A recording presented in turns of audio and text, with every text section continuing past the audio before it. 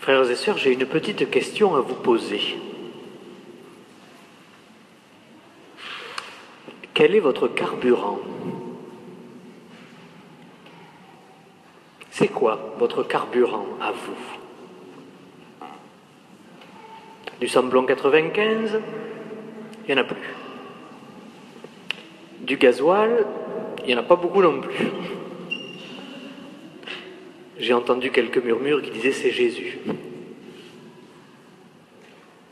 voyez, cette semaine, avec ces longues files d'attente devant les stations essence, je me suis demandé après quoi nous courions. Quel est finalement, au fond, le carburant qui nous fait avancer, vous et moi? Quel est l'aliment de notre moteur intérieur? Eh bien, pour nous les chrétiens, c'est vrai, c'est l'Eucharistie. Pain du ciel, vrai corps et vrai sang de Jésus-Christ. C'est notre essence. Et puis elle est gratuite. Ça change, hein? Et puis elle est illimitée. Et puis, elle ne nous permet pas de faire 500, 600 ou 800 kilomètres. Elle nous conduit jusqu'au ciel, jusqu'à la béatitude. La foi nous enseigne, frères et sœurs, que l'hostie consacrée, le vin consacré, contient vraiment, réellement, le corps de Jésus-Christ. Mais il est bon aussi que nous sachions que sur nos autels, il est présent comme sur un trône d'amour et de miséricorde pour disposer ses grâces. Ce n'est pas moi qui parle, c'est un saint qui a beaucoup médité sur l'Eucharistie, saint Alphonse de Liguori. Et ainsi, il demeure caché sous l'apparence du pain et du vin, la nuit, le jour.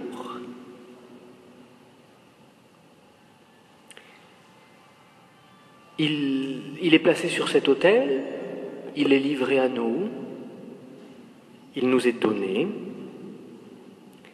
et puis, en même temps, il est vulnérable. Nous le savons bien, nous, chrétiens de Martigues, en particulier ici, dans cette église. Il y a des fleurs sur l'autel, mais elles sont pour Marie, elles ne sont pas pour le Saint-Sacrement, parce que le Saint-Sacrement n'est plus dans cet autel depuis qu'il a été forcé, du moins depuis que, sans être forcé, il a été profané. Et alors nous pouvons penser à toutes les méditations de sainte Marguerite Marie à la Coque. Marguerite Marie, qui était cette visitandine du XVIIe siècle, elle a eu des apparitions de Jésus pendant qu'elle était en train d'adorer le Saint-Sacrement, justement, et le Seigneur lui a dit « Voilà ce cœur qui a tant aimé les hommes et qui n'a rien épargné pour eux.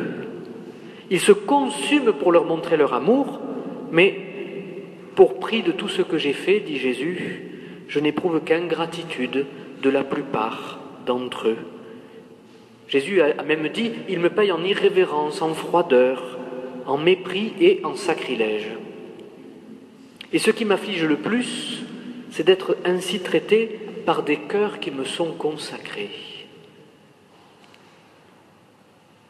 À Martigues, c'est cela qui a été touché et qui nous a meurtris, selon le mot très juste d'un message de soutien que le Père Benoît a reçu.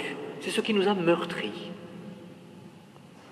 À Martigues, pourtant, ce carburant de l'Eucharistie, frères et sœurs, il est largement mis à notre portée. Et pour l'instant, je ne vois pas beaucoup de files d'attente.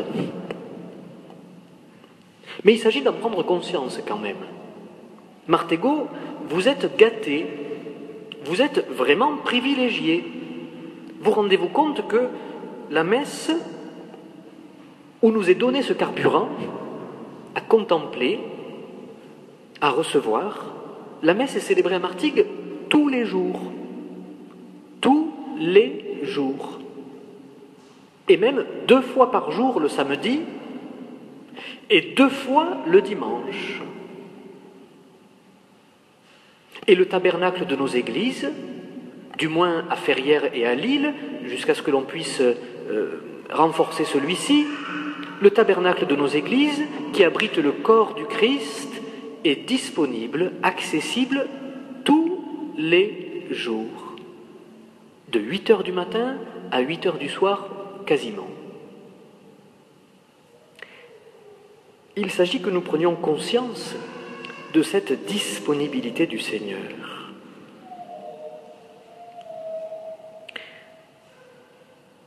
Jésus n'a pas parlé seulement à Sainte Marguerite Marie, il a parlé aussi à Sœur Faustine au XXe siècle, qui est cet apôtre de la miséricorde. Et vous savez que l'image de Jésus miséricordieux que nous avons ici, elle est dessinée d'après la représentation qu'en a eue Sainte Faustine. Eh bien Jésus, il a dit à Sainte Faustine, « Regarde, âme, c'est pour toi que j'ai institué le trône de la miséricorde sur la terre. Ce trône, c'est le tabernacle. Et de ce trône de miséricorde, je désire descendre en ton cœur. Regarde, aucune suite ne m'entoure, aucun garde. Tu as accès à moi à tout moment. À chaque heure du jour, je veux parler avec toi et je désire t'accorder des grâces. » Alors, vous voyez, chers amis, il y a une très belle manière de laisser le Seigneur descendre dans notre cœur et l'enflammer. C'est de lui rendre visite. C'est de lui rendre visite. Cela s'appelle la visite au Saint-Sacrement. C'est une manière, une dévotion à l'Eucharistie qui a été justement beaucoup diffusée par saint Alphonse de Liguori au XVIIIe siècle à Naples. Mais ça s'est étendu depuis à l'Église universelle, et puis cela existait déjà avant lui, bien sûr. Il a encouragé, voyez, les chrétiens à faire cette visite familière, simple, amoureuse, au Saint-Sacrement. Comme lorsque nous rendons fidèlement visite à un ami que nous aimons visiter souvent.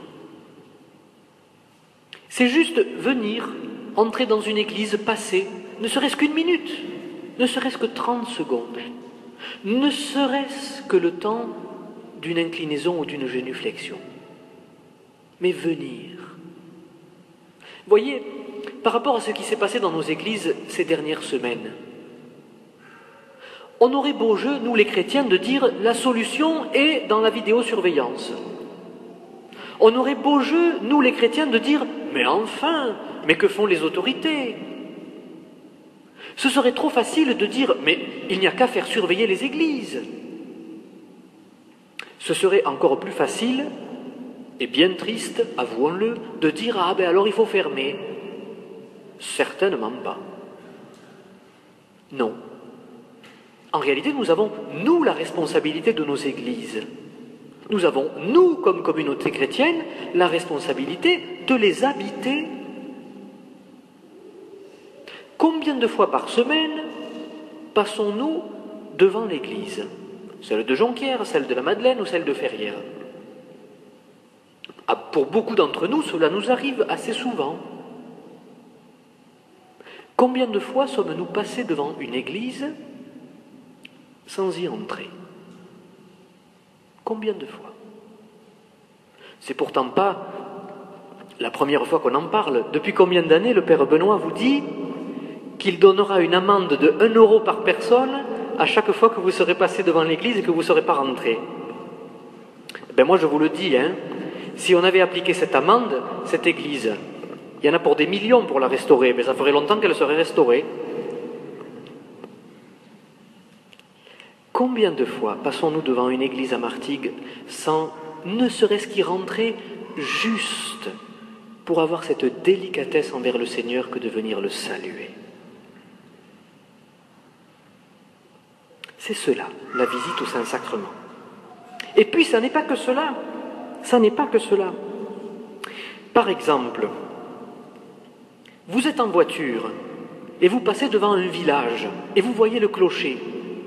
Eh bien, un saint du XXe siècle a dit, vous voyez le clocher, mais transportez-vous en pensée devant le tabernacle, devant le Seigneur qui est présent aussi dans cette église dont vous voyez le clocher. Le Seigneur est là, mais dites-lui tout l'amour de votre cœur. Profitez-en pour lui dire une simple parole, pour lui accorder simplement cette présence. Si vous êtes en voiture, faites attention, continuez de conduire.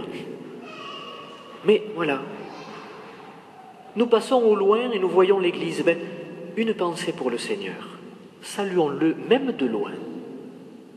Ce qui ne nous dispense pas de rentrer lorsque nous sommes proches. D'accord. Alors, un petit acte de foi, une petite prière que j'ai trouvée très belle de saint Alphonse de Liguori. Voilà ce qu'il dit. « Je crois, ô Jésus, dans ta présence dans le Saint-Sacrement. Je t'aime et je te désire. Viens dans mon cœur. Je t'embrasse, ne te sépare plus de moi. » C'est très beau, c'est très simple. Et chacun de nous peut le dire avec ses mots à lui.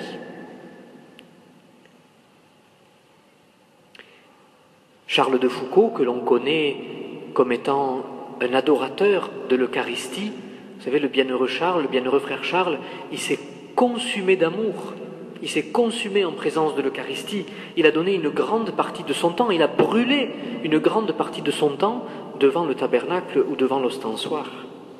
Mais il a dit, ce Seigneur qui s'expose à toute heure, sur toutes les parties de la terre, à nos regards, à notre adoration et à notre amour.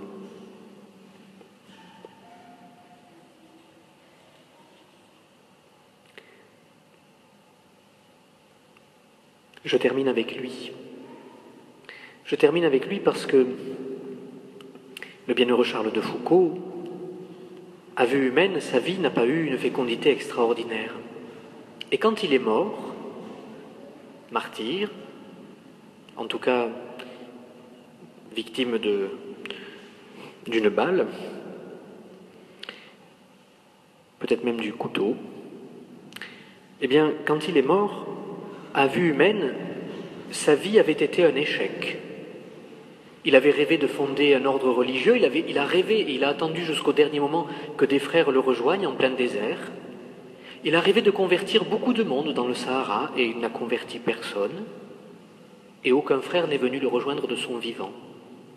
Et pourtant, il y a eu une fécondité gigantesque à toutes ces heures brûlées en présence du Seigneur. Mais cela ne s'est vu qu'après. Le don de l'Eucharistie, il est surabondant.